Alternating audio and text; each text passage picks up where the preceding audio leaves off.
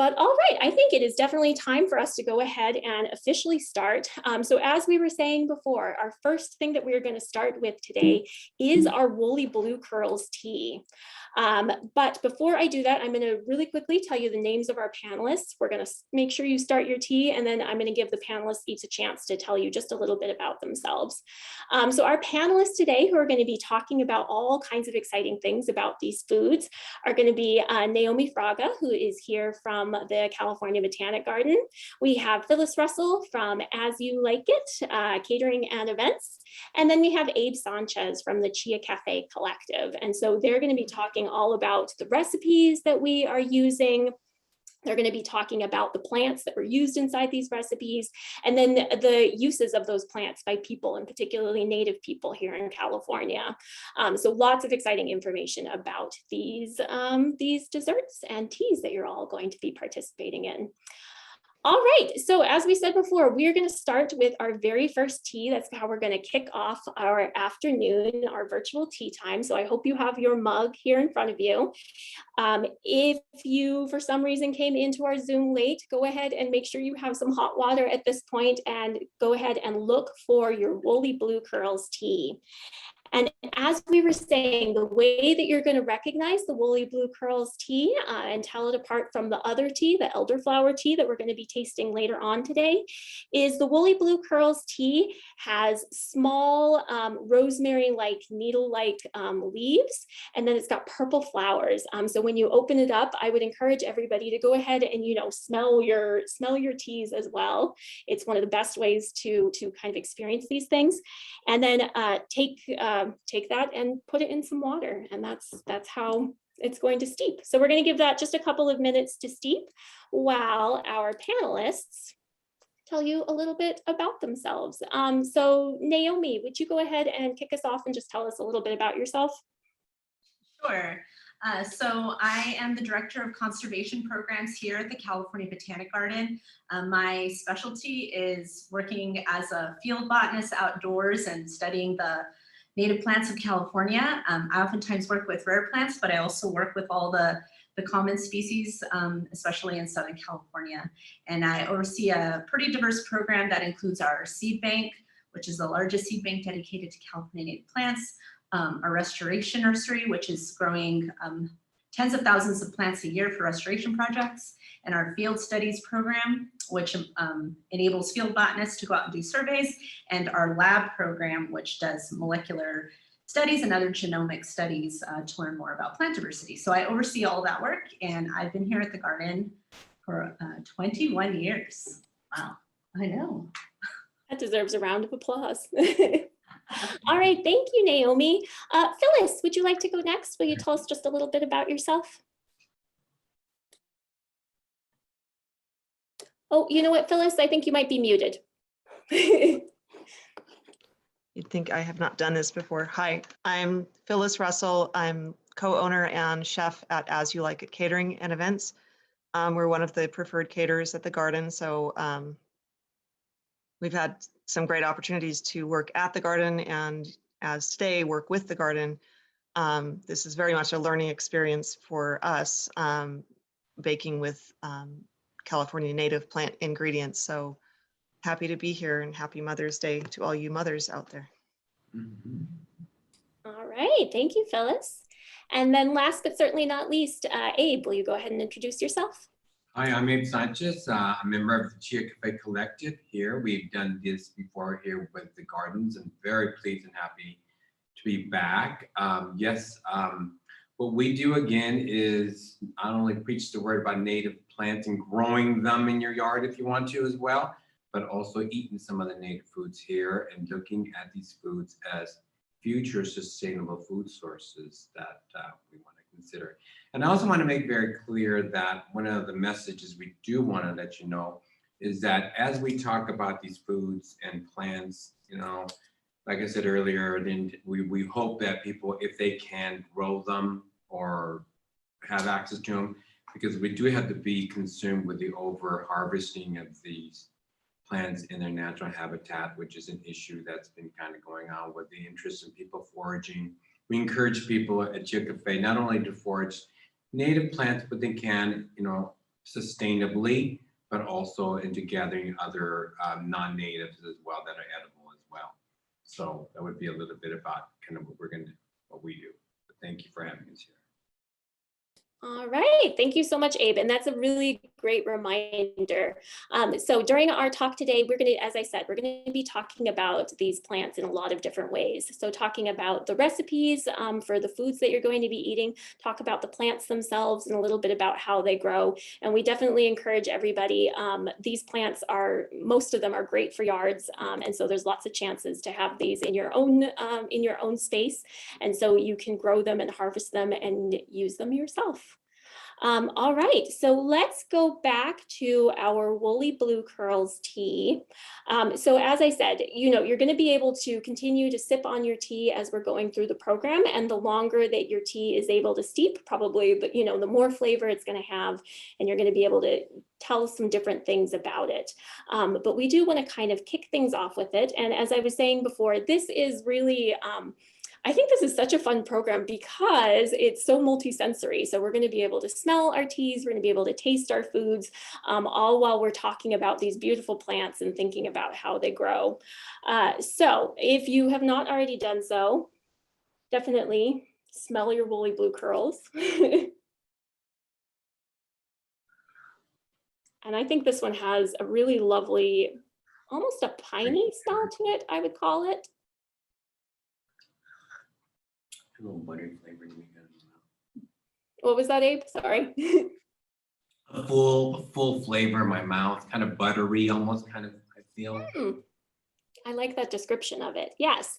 And for our teas today, I did want to encourage everybody. I would encourage you to take at least one sip just of the tea by itself, so you can get really the flavor of the plant.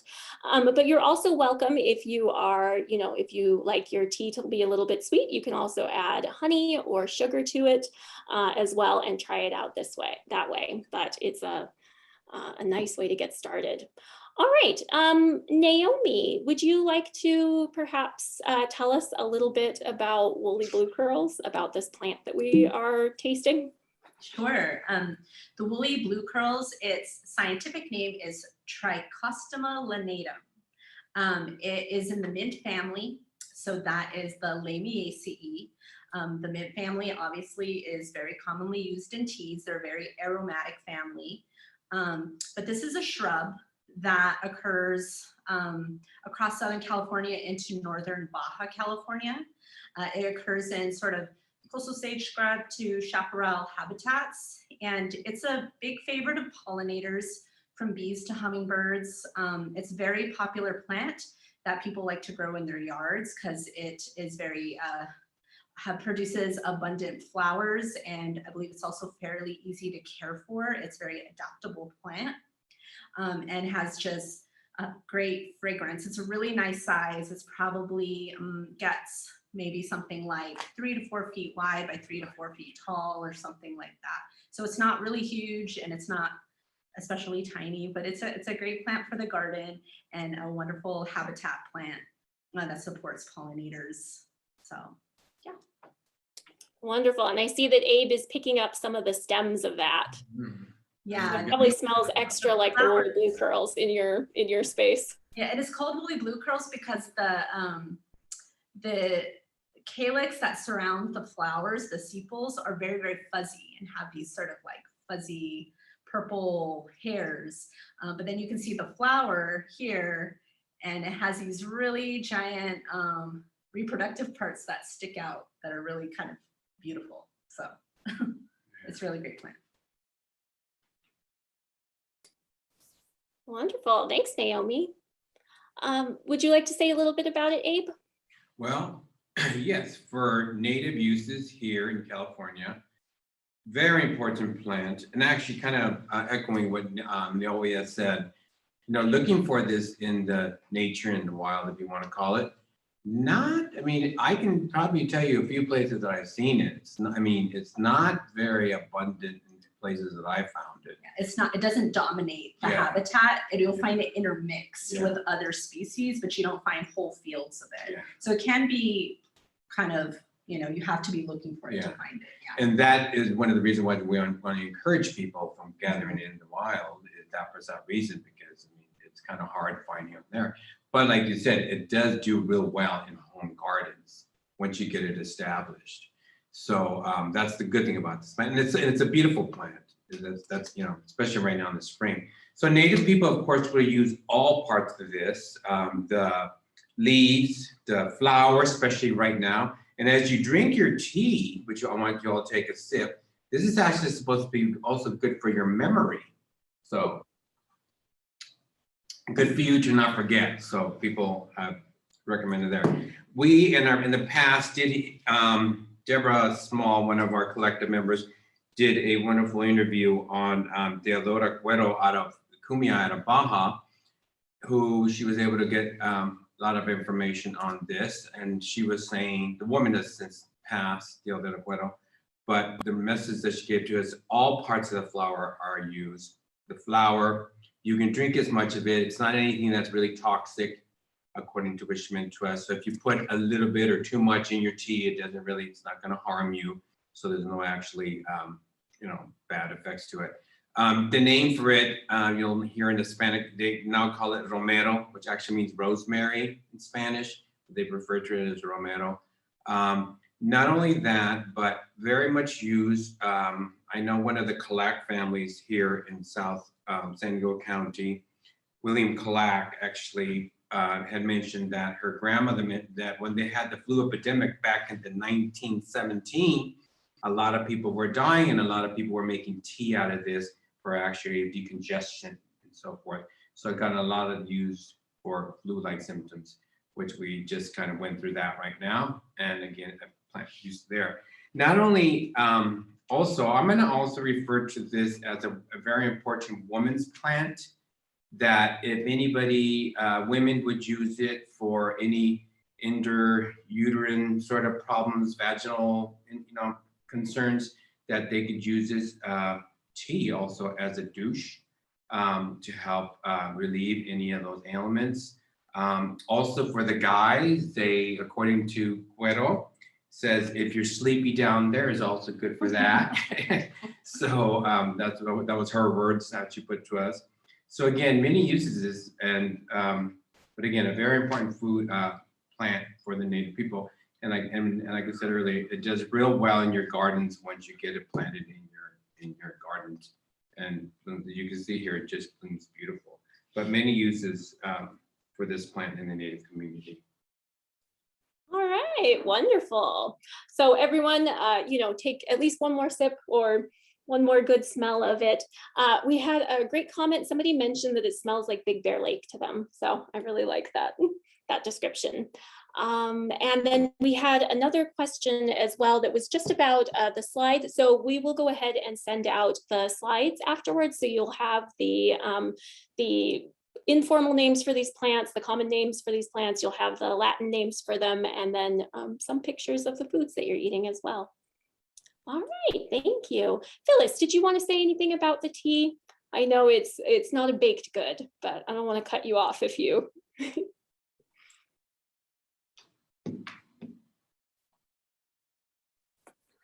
No, I didn't. I think you could. It really smelled amazing. I'm not quite sure.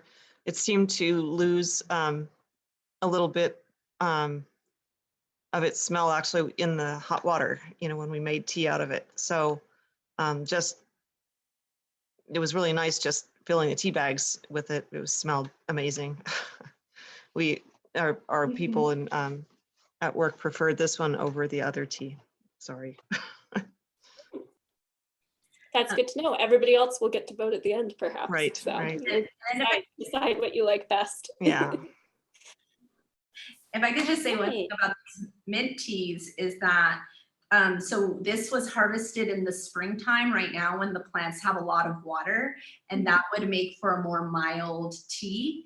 And then if you were to harvest this in the summertime when the plants have lost a lot of water and the leaves are conserving water and they're drier, then it becomes a bit of a stronger tea because you get a lot more of the mint aromatics. So that's something to consider too in terms of when you're utilizing the plants in your garden, depending on if you irrigate at all, or if you irrigate, maybe it might not make much difference, but I'm a gardener that doesn't do a lot of irrigation, if at all. And so in the summertime, they're be much more aromatic. That's great to know. If you think about it for medicinal purposes, if people were to use it, that's probably the time when you want to gather it as well, but it's going to be more concentrated. Mm-hmm. Yeah. We had one other question about propagating it. Does it grow well from seeds, do you know? Or do you separate it? I personally have never propagated it from seeds or cuttings. I think it's a very adaptable plant, very easy to propagate, but it is a shrub. So in terms of getting it established in your yard, it's probably much easier to buy a small container plant to get it established than to start growing them from seed. Mm-hmm. Unless you're prepared to raise a lot of little shrub babies for the plants that you need. Yeah. Which can be challenging. All right, thank you, everyone. Is everybody ready now that we have our tea to try out our first tea treat? Is that what we're going to call them? That sounds good. All right, our first tea treat. And so we are going to kick things off with Toyon Jam Dot Cookies. So go ahead and find that in your box. It is, as the description says, a little buttery cookie with a dot of Toyon berry jam on the top of it. And you get to taste. I'm going to try not to make noises the whole time I'm eating. I'm a noisy eater. But I want to make sure I get some of the jam also.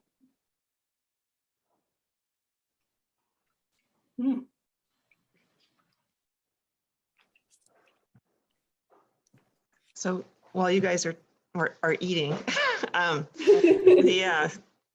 we kind of winged it with the jam. I thought we could maybe make it without pectin, but it never did set up. So we did use pectin.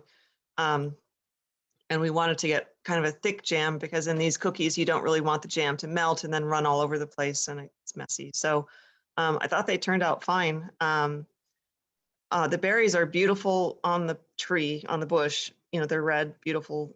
They do obviously lose that color when you cook them. So if you decide to make this, it wasn't difficult. You can add a little bit of red food coloring if you want to, but I think it looks fine without it. It's just kind of a nice dark color. And we did use apple juice. It seemed to lend itself to that. I'm not sure, but is it related to apples, the plant, or? Yeah, it's the same. Apples. I didn't realize that.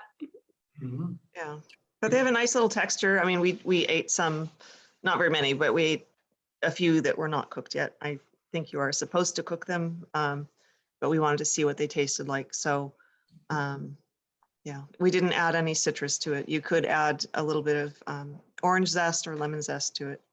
So that's all I know.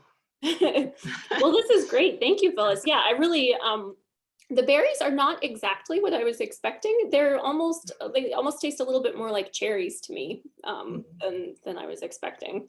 Yeah, it's different. All right. So thank you for talking about this. Was this your first time making jam out of these? Yes. Out of a native plant food? Yes, absolutely. Don't make a lot of jam, honestly. So, but yeah, definitely the first time out. And I do have quite a bit more if you can think of something to do with it. So. Oh, exciting. I didn't know. Yeah. We'll have to do that. All right. Thank you. All right. Naomi, would you like to talk a little bit about our Toyon? Yeah. That our jam comes from? That was very delicious, Phyllis. I very much enjoyed that. So Toyon is the common name, and that the scientific name is Heteromeles arbutifolia. Arbutifolia means it has leaves like arbutus. Arbutus is the madrone tree or the strawberry tree. So just so someone thought the leaves looked like the strawberry tree when they named this. This is in the rose family, and this is a shrub to a small tree. It tends to grow more shrubby in its natural environment. It's a pretty common species that occurs in chaparral habitats. The plants that we have here from the garden are just producing buds right now. And so they'll flower in the late spring to summertime, have sprays of white flowers, but they don't set fruit until winter.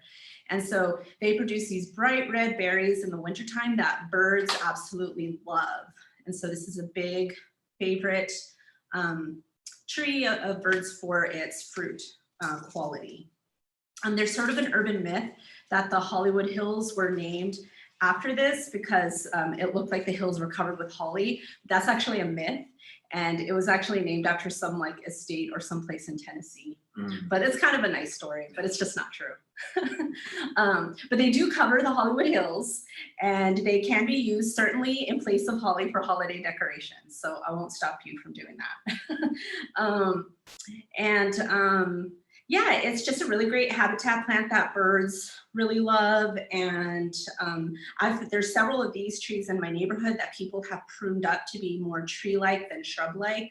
So you can take some pruning shears to it to make it more like a small tree. And yeah, I think that's, oh, and then just related to eating the fruits raw versus cooked is that they have small amount of like cyanide or glycosides in them, which is why you don't want to eat like bushels of them raw. But you can eat a small number of them raw just to taste them, but ideally you would cook them like Phyllis did in this preparation of the jam, and you wouldn't eat them as a whole raw. And they do tend to have kind of an acidic quality if you just eat them raw. Yeah, kind of an astringent. Yeah. Flavor. Well, uses here, like you said, a beautiful plant in the winter. Among the natives, I know that the Chumash used the wood for bows, was one of the things that was used from this tree.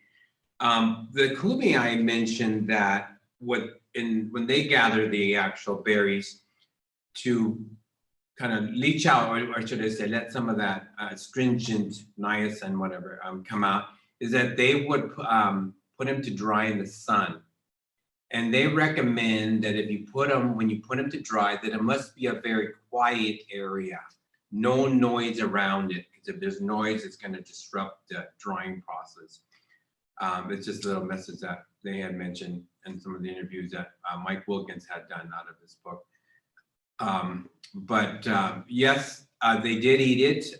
It was roasted, ground into a gruel. Made into wine. You can do wine with it as well. But again, once you've dried it, you want to age it at least about a year is best. That helps to make sure that all the actual not good things for you are out. I want to call it the things that are going to remove that way. But we today in the revival or the revitalization of this is one that we are working on with Native people here or individuals themselves on reviving this. The season is long, actually. If you've seen them, they'll stay in the plants and the trees for a long time. The two species, you got the yellow orange one looking berry, and you got this one. And they'll remain in the trees for a very long time. So you want to get them when they're nice and firmly ripe. And like I said, then let them dry out. If you don't have to put them out in the sun, of course, in the winter being dry, put them somewhere where it's going to be not moist or anything like that, because you don't want them to mold. Once you do that, storing them and then rehydrating them later, like I said, at least after a year, it's recommended that for sure you're going to be safest in eating these. But like you said, I've had them when you eat them right off the bush. You can only eat so many because they are very astringent in your mouth.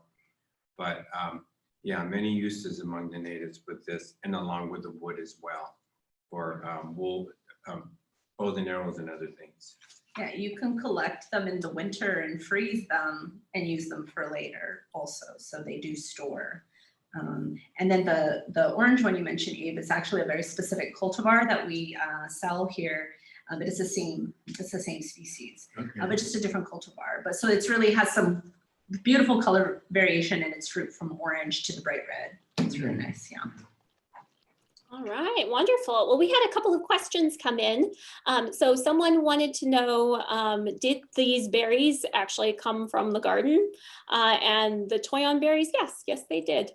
So we had volunteers go out and collect those earlier this year. And then there was a question about removing the seeds, which I think Phyllis had already answered in the chat box, but the seeds were not removed, is what she said for the jam. All right. Yeah, just a side note, these are very small berries. And so, you know, the volunteers that actually picked these and cleaned them, wow, I mean, it was a lot of work. I mean, whoever they are, if you're out there, God bless you, because yeah, it was a lot. It can be a lot of work, but we've had some rave reviews about this cookie. So no, the jam was great. I thought that turned out fine. Yeah. Yes, delicious. These themselves are very small, so it would be way more effort than you'd want to put in to de-seed them. They're just, oh gosh, yeah. It's yeah, not worth it. they're tiny. Yeah. I mean, you know, you can actually see them if you look closely at the jam, but they're, yeah. You know, also, less. you can also make a wine out of the berry too. Just ferment it like you would some of the other stuff we talked about. But you can also ferment this and make a wine, because that was done. It was put in clay pots and left for 8 to 10 days. The longer, the better, of course. Sometimes you can put they would put a little honey or a little sweetener in there to just kind of get that fermentation going. So yes, you can also make a wine out of this. Nice. Wonderful. For when we start doing, what would that be? Not brew wild, but yeah, whatever the wine equivalent is. That would be pretty fun. All right, so it is time for our next treat now. I want to make sure that we're able to get everything in our time. I know there's so much to talk about with all of these treats, but our next treat is going to be an Orange Bay chocolate chip shortbread cookie. So the description of this is that it is a cookie with orange flavor that's been infused with California bay leaf and then studded with chocolate chips. So go ahead and taste that, try that out. And Phyllis, if you will once again kind of talk to us about making this, that would be great. Yeah, so I've been eating these all week. So as we were kind of playing with the recipes and getting them finished, so I can talk while you eat. This is the longest cookie name I think we've ever had. So what we did is infuse the butter, about half of the butter used in the recipe, with the bay leaf, and then you discard the bay leaf. But if you smell the cookie before you actually pop it in your mouth, you'll probably get a better sense of the bay. The chocolate does kind of make itself known very quickly. But we use this base for the cookie quite a lot. And so the bay just gives it a nice aromatic, I don't know how to say it, just a very fresh, open air kind of feel to it. I don't know. Yeah, so it's a fun cookie, I think. Yeah, it really smells much stronger of bay than I was expecting. It's amazing. Right. Yeah, it comes through pretty well. Yeah, and we've had a couple of comments of folks saying that they love this one. So yeah, very nice. Yeah. All right, I know you're still sort of tasting, but Naomi, will you tell us a little bit about California Bay, about what it is that we're tasting here? Yeah, the cookie really captures the essence of this plant. So California Bay is Umbellularia californica. It's in the laurel family, Lauraceae. So that's the same family as avocado and the bay you use that you can buy at the grocery store and use as a seasoning in your cooking. So it's part of that same family. You can see those fruits there on the screen actually look like little avocados. So they're definitely very closely related. The leaves are very aromatic. Typically, you don't use as much of the California bay as you might use in recipes for cooking, savory foods, for instance, because it's much stronger. And you can use them fresh. You don't necessarily need to dry them. And these were used fresh, right, Phyllis? Yes. Yeah. So this is a tree that grows in riparian areas. So those are areas like creek sides, sort of have perennial to seasonal wetlands, usually like streams and creeks. And it grows here in Southern California and all the way up to Northern California and into Oregon.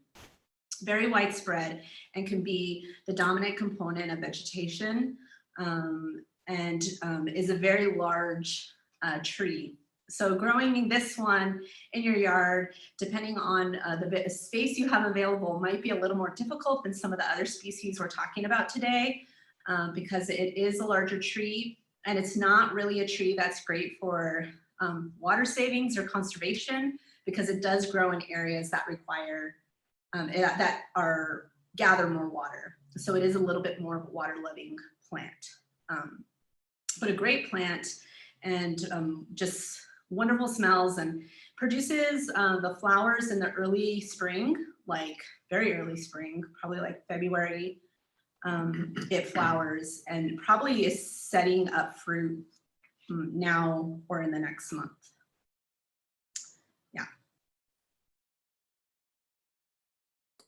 Speaking of fruits, somebody had a question about the fruits. Can you eat the fruits? Can you use them the way you would bay leaves? Are they? I'm gonna let Abe talk about that, because it's a little bit of a complicated process, the fruit. All right, that sounds like a good segue then. Abe, yeah, will you tell us a little bit about this plant? Yes, definitely. The native people, especially up in the north, I know that the Pomo would gather them when they're completely ripe, they're small little guys. You can actually they ate the outer core of it as well, but they would save the pit. And the pit was, once it was dried, it was roasted, cracked open, and then ground into a flour kind of thing, and eaten that way. It's actually pretty tasty. You have to do the roasting process in order to get the flavor out, but very, tasty food source. Also, the wood was important for the native people, and I know that among the Chumash, they used it for carving things like bowls. And there's an actual piece, beautiful bowl made out of this from the Chumash that's in a museum in Europe, I believe France or something, but inlaid with little abalone shells on the rim, but used for that. And even to this day, it is a good carving wood, and I know a lot of carvers like to use it. Also for, again, cold remedies, which you have to be, because I've done this before, when you grab the leaf, you can break it. People had like sinus issues. They would grab that and grind a little leaf and kind of, sniff it. Again, be very cautious when you do that, because it does burn if you do too much of it, but it was used for that. For pests, people would hang it in their house to avoid any kind of moths or insects or bugs, whatever. I know that people would put it, I was reading something that the Pomo would also put it in their bedding and so forth to avoid any biting bugs and such. I use that at my house, for example, for moths. It stays a while, but I find myself that I have to kind of add more to it on a regular basis, because after a while, if it sits there too long, it just doesn't really do its moth problem, because I still see my moth, but kind of have to change it out so often. It is a plant, like when you find it, it is pretty abundant, and the trees get pretty big in the areas that you do. I mean, you don't need much of it. If you like when I gather it, I mean, it's usually, if I'm going to use it for my house for my cooking or for my moth protection. You get so many. We've tried the fruit. You just have to be there at the right time, because if you're not there when they fall, they're kind of hard to find in all the mulch and stuff, whatever. It's just kind of one of the things that I found, unless it was clean under the tree, which they probably would have done before, where they had a nice clean. So when the seed falls, it was gathered that way. But that's when you want to kind of get it, or when it turns that nice ripe color would be the time. So like anything, all these foods, people had the connection with them, relationship with them. They knew when the time was to gather, that you had to be there right at the right time. Like any other kind of crop that was gathered, it's the same process for these things. So yes, edible, but again, learning where to gather them, what time, when, is it's also important to have that relationship with the plant to understand that. But very tasty. Wonderful. You're very, very good. There was a quick question about, so are these ripe in this picture? Do you guys know? Oh, I think they No, need they're to not. get it more Okay. color, right? Yeah, those are green. I'm almost. Okay, so they need to get, the person asked, it's like an avocado, right? So it'll turn kind of that like darker color. Almost in a yellowish, isn't it? Kind of a Yeah, yellowish. not, it doesn't look Yellow. that dark green, but that's a very green. Yeah. That's Not- close, right? Yeah. Close, You right? can That's tell. what they're calling. One of the other ways you can gauge ripeness, and a lot of this applies to many plants, is if you tug on a fruit and it's very hard to take the fruit off, it is not ripe. But if it comes off fairly easily, then that means the plant is about ready to release the fruit naturally, and then that indicates a greater degree of ripeness. That's great. That's great advice. All right. Thank you all for that. That was really lovely. So what we're going to be doing next, you may or may not have finished your first tea, but we are going to talk about our second tea now. So if you still have some hot water or a second mug, or maybe you've finished your whole thing, you can start brewing your elderflower tea now. So it's going to work basically the same way. Put your tea bag either into a teapot or into a mug. Go ahead and pour boiling water over the top of that, and we're going to let that seep, and we're going to get some lovely elderflower, which is it is a different tea. Yep. And so you'll get to decide kind of which of those two maybe is your favorite between them. So go ahead and do that. Oh, here's the Bailey. Oh, yeah. All right, and while we are doing that, while you're working on that, there was a question about freezing the cookies, which I think that Phyllis had answered. And so, yes, you can freeze the cookies and, go ahead and wrap them up, and so they don't have too much air around them, and they will last for a little while that way. All right, so our second tea, and I should have said, you'll be able to tell this if for some reason you didn't try the first tea, you're going to be able to recognize the second tea. It's an elderflower tea because it looks like little tiny pieces of flowers is the best way to describe it. It's more of a white color. It doesn't have the purple flowers in it. If you smell it, I think it smells kind of jammy almost, which I don't think the tea tastes jammy, but it's got almost like a fruity smell to it, even though the tea itself is quite light. But go ahead and start trying that out, and definitely use all your senses with this one again. Smell it and taste it, and it's a lovely one. So elderberry, Naomi, will you tell us a little bit about elderberry, what our tea is made out of, our second tea? Sure. Yeah, the elderberry, the scientific name on this one kind of switches, has switched a few times in the past, say 5 years.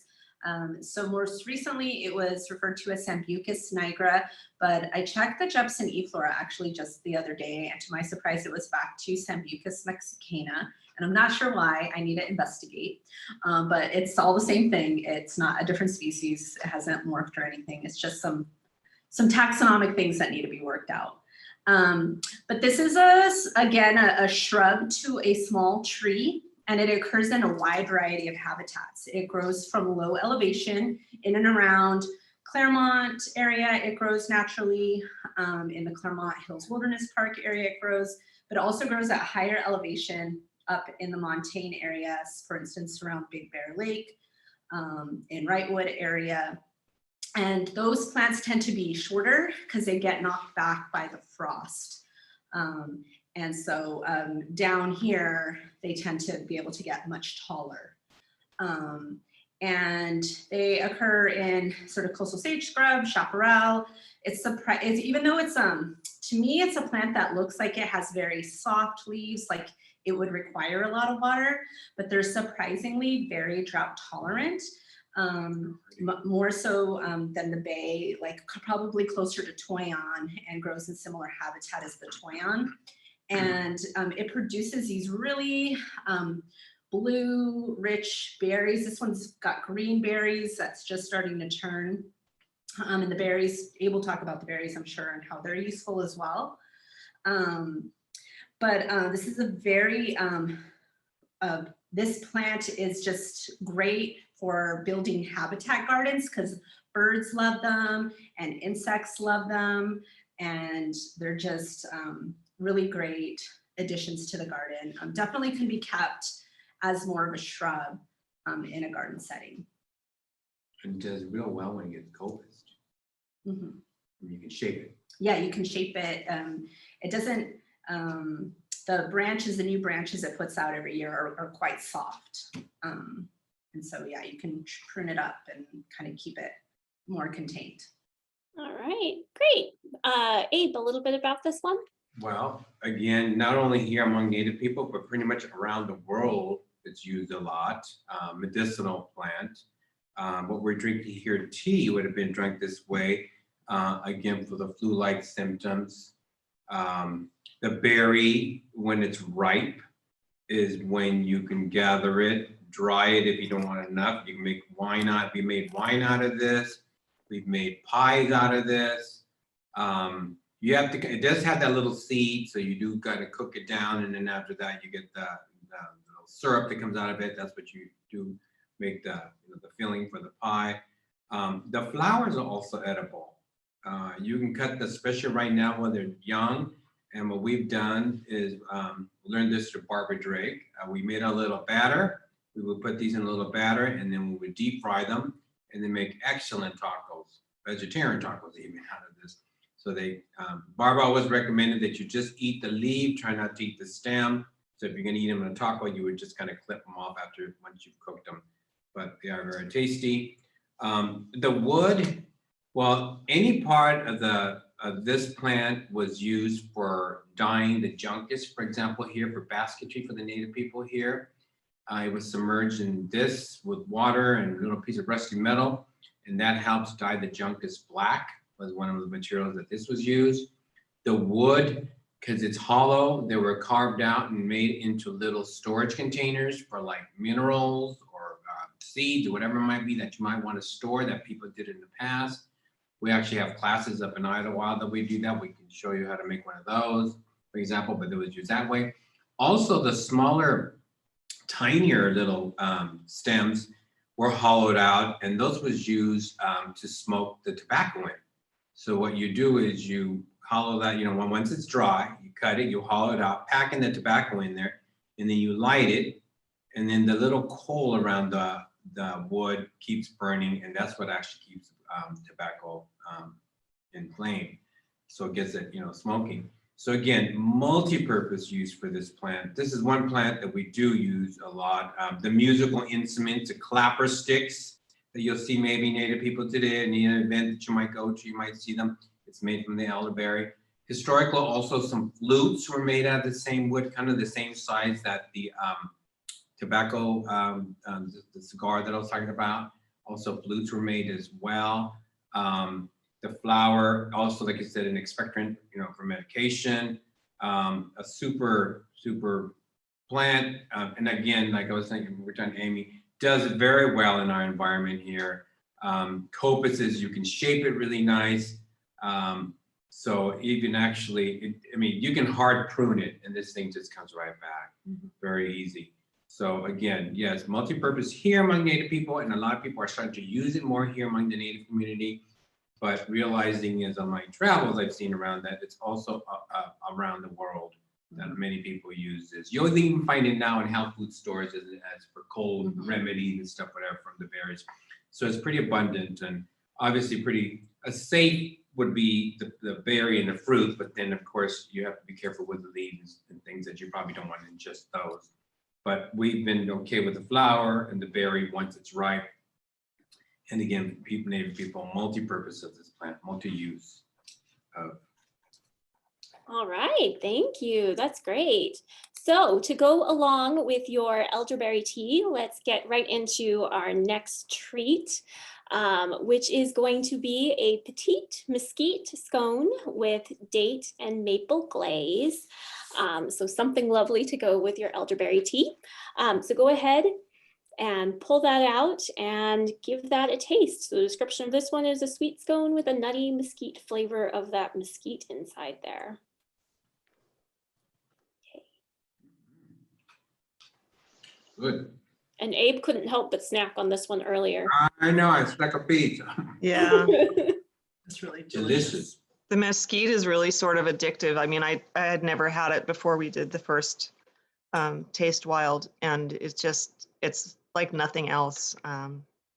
Wonderful aroma, and it bakes up just like flour, regular wheat flour that we use. So if it were more available, it would be really great. So if you like nuts, you could certainly put nuts into this recipe. I think pecans would be great in there.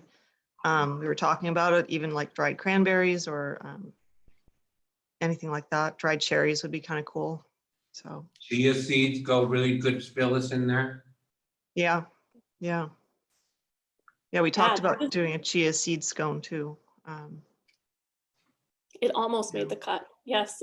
Almost, yeah. Someone just said this is their favorite treat of the day so far. So very nice. Yeah. And thank Yeah, it's a you. nice Yeah. one. And we already had a question about where do you get mesquite? I know this comes up, I think, every Taste Wild. Right. We're going to talk about that. Okay. Do you want to talk about it? Well, after Naomi. Okay. All right. Yep. So we will definitely talk about that because it is, it's a challenge, but worth your time if you can get it. All right. So thank you all. And I know we're probably going to go just a little bit over on time. So I apologize to everybody who's watching. Hopefully you're enjoying everything. But Naomi, yes, will you tell us just a little bit about mesquite? Sure. Mesquite, so an example of a native species of mesquite that might be used to produce flour to make a treat like this would be the honey mesquite, Prosopis glandulosa. This is in the bean family, and it is the whole pod that is used that's ground up into a flour. The pod itself, not the seeds, is what produces that sweet, sort of chocolatey, rich flavor. Very delicious. One of my favorite plants. Well, this is a really incredible tree that grows in the desert Southwest, all very abundant all across the Sonoran Desert and the Mojave Desert.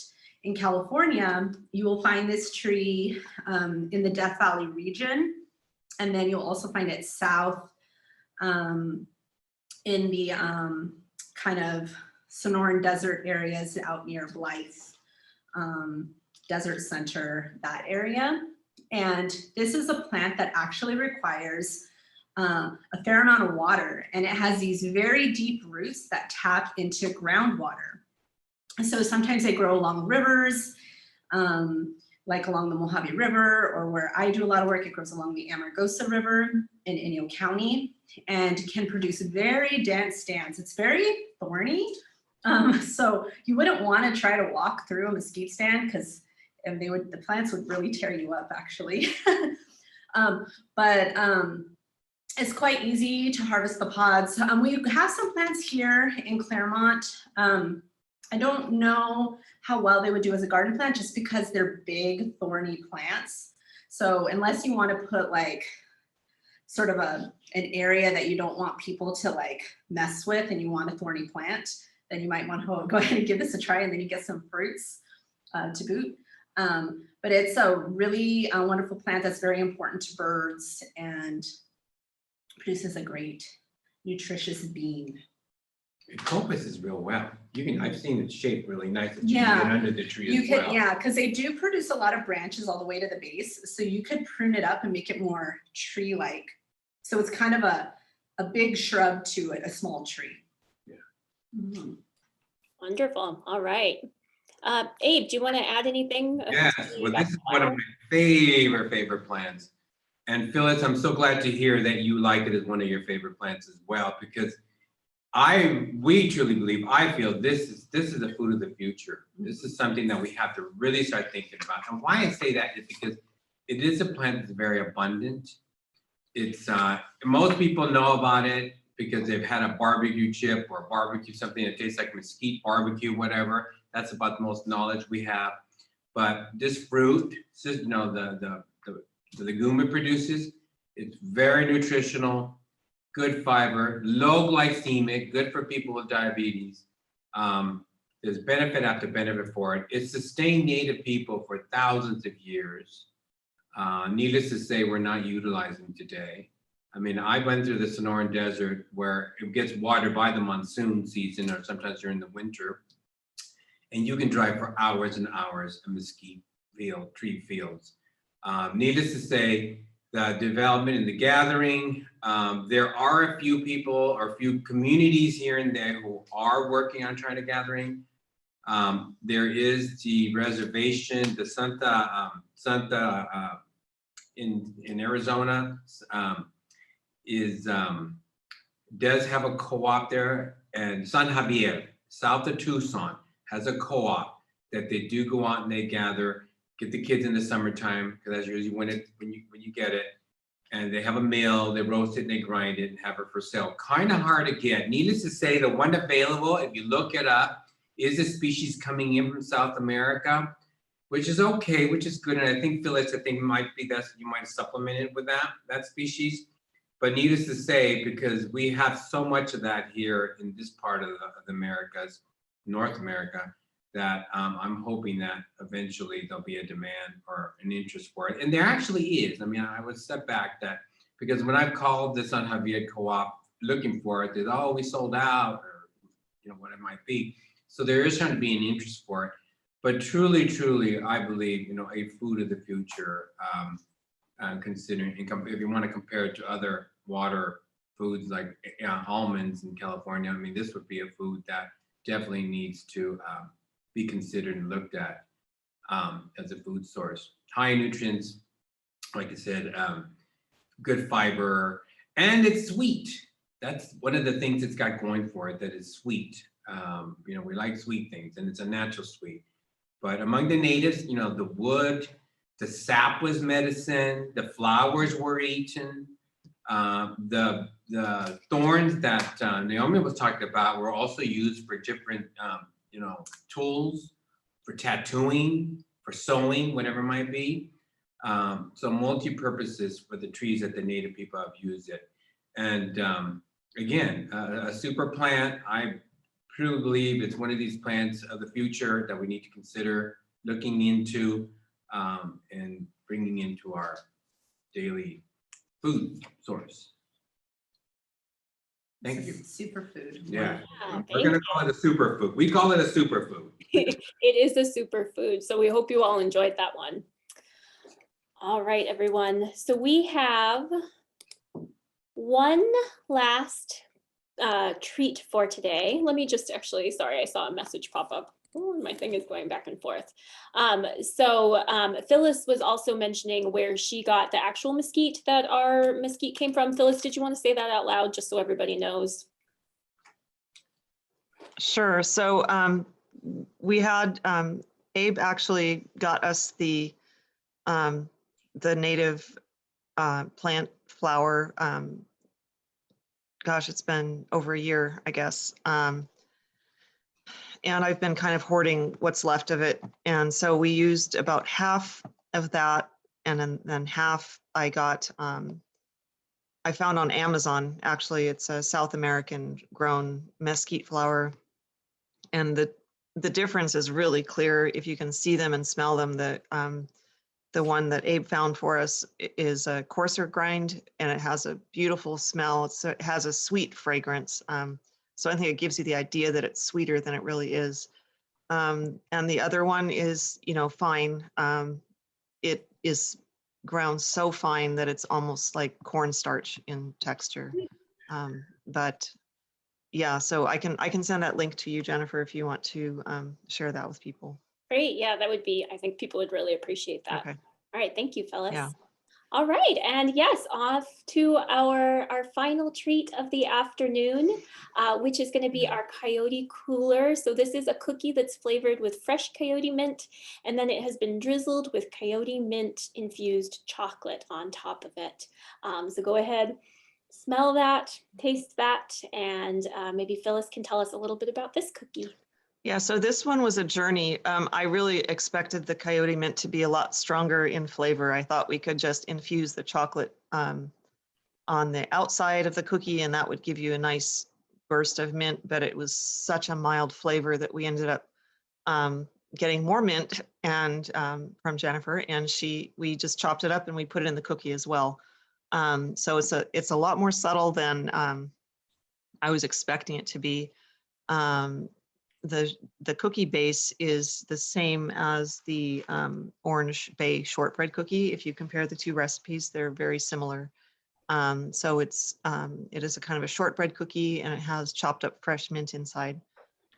It's a milk chocolate on the outside. If you prefer a darker chocolate, you could do, I mean, I think they'd be fine without chocolate, frankly, but if you like Girl Scout cookies and you have a favorite, and I like the thin mints, kind of what we were thinking of with this recipe. So, yeah. And we used, this one is getting compliments right away also. okay. I really love the chopped mint inside of it. Yeah, I know that wasn't part of the original, but I think it's Right. it's really nice. Yeah, and we did plan to dip the cookie in chocolate, but it was just overwhelming, and I thought this looked more artistic, so. It's beautiful. It was a good Yeah, choice. we thought we'd look a little more wild look for it. All right. Yeah, somebody just said this is their favorite. So we've had, I think we've had everybody say that, or somebody say that about all of them so far. So, and some folks are commenting on Coyote mint tea as well, which Yeah, I is can see something I that. haven't tried, but I've heard is a thing. All righty. Naomi, will you tell us a little bit about Coyote mint, about this flavor, this plant that we're eating? Sure, yeah, this is Monardella villosa. It's another plant in the mint family with its name Coyote mint. They have these, it's a very small herbaceous plant, maybe only at most 2 feet tall, but really just like a foot tall. This is a plant, this particular species tends to be more Northern California down to Central Coast. There are other species of Monardella that occur here in Southern California, but this isn't one that's really abundant in California, although it would do very well in a Southern California garden. I've grown this myself in my garden, and like I say, I don't water, and it persisted for like 5 years. I just haven't replanted any, but I hope to do that at some point. They produce these really tight clusters of purple flowers. This is really great for butterflies. Really like this. They can sit on the top and put their little proboscis in and get out nectar. It doesn't get woody really at all, even though it is a perennial, maybe only woody at the base, but it's totally a herbaceous plant. So we'll constantly put out herbaceous stems that you can just strip the leaves to use in tea or cooking, and just a really nice low plant that is very, very common throughout the sort of central to northern part of California. Yeah. Somebody else was telling me they thought it would be good in mojitos, but it's a softer mint flavor than I think most mint. No idea. It's very minty, yeah. No ideas. All right, Abe. Among the native people, definitely yerba buena, name got here. Good weed means good weed. Used for any type of stomach ailments. If you had a tummy ache, you just strip off some of these branches, steep them, and drink that as a tea. We used to do that out of the regular domestic yerba buena. I remember the same as well. And as I was doing research on this, I remember seeing that the natives would do the same thing, that they would steep this when you had a little bellyache or diarrhea, for example, just to kind of calm the stomach. So very much used here. Still to this date, it is one plant that a lot of people still use. You'll find it anywhere now, tea bags, I mean, very common. Not this species in particular, but mint, of course, pretty common. But yes, definitely an important plant among native people, used for not only for the fragrance, but only very good for the tummy, was yerba buena. So I think we're running out of time, no? We there? We are almost to the end of our time. So I am going to open it up. If anybody has any last minute questions, now would be a great time to ask that. But I especially I want to thank everybody for being here for our Taste Wild tea time today. So in particular, if there are any mothers out there, happy Mother's Day to you. If you had to step away from the Zoom for any reason during the program, we have recorded this program and it is going to be available on our YouTube channel once everything is all done. And I'm going to send out a link to anybody who signed up for the program. So you'll all get a link to that as well. If you want to look back on something or, if you, as I said, if you had to step away. So we really appreciate that everybody came to join us today. Thank you in particular to Naomi and Abe and Phyllis for all your expertise on this. If you have any, as I said, last minute questions, go ahead and throw those out. We'll try to get a response to you. But thank you all so much for joining us for, I believe this is the third installation of our Taste Wild program. And we hope that we will see you in future programs here at the garden and on Zoom as well. So thank you all for being here. So just a couple of comments. We have some folks saying thank you and, saying that they really enjoyed this. Somebody's favorite cookie is the chocolate bay. So thumbs up if you liked that one. Wonderful. And some for the Mesquite as well. So I think it was all winners today. All right. So thank you all for being here. We'll hang out for just 1 or 2 more minutes if there's any last minute questions. But some folks are saying that they were blown away by the cookies, that they really enjoyed the treats and the presentations. So thanks to all our panelists, that this was very fun. All right.